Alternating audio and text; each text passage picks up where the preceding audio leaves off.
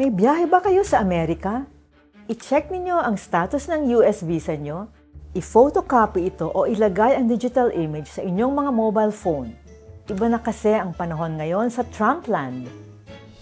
Hello, ako si Marites Vitug, Editor-at-Large ng Rappler. And this is Hindi Ito Marites.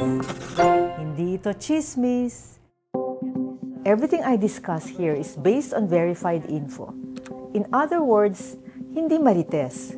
Bukod sa US visa, isama na rin ninyo ang photocopy ng return ticket at passport or mga digital copies.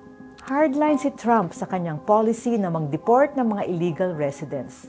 Nakita natin ang video ng mga Latino na isinakay sa military plane, naka-handcuffs at may chain pa sa baywang.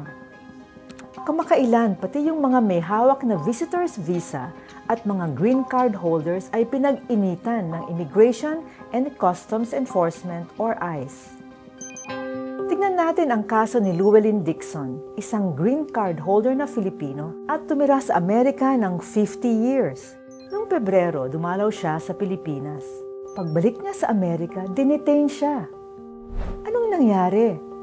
Ayon sa abogado niya, may kaso si Dixon noong 2001. Na-convict siya for embezzlement at nag-serve siya ng 30 days sa halfway house at nagbayad ng fine na $6,400.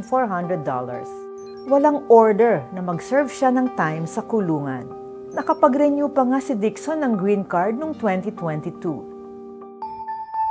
Sa mga turista naman, sunod-sunod ang mga dinitain at dineport ng ICE, isang British tourist at German tourist.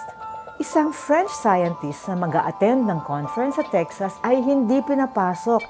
Sinearch yung mobile phone niya at nakitang may mga messages siyang critical kay Trump.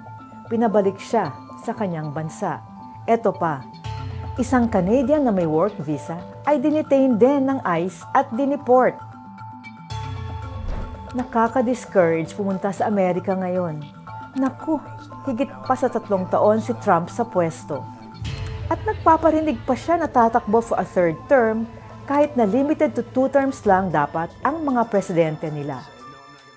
Para sa buong storya ng isyong ito, i-download ang Rappler Communities app at sumali sa Global Affairs Chat Channel.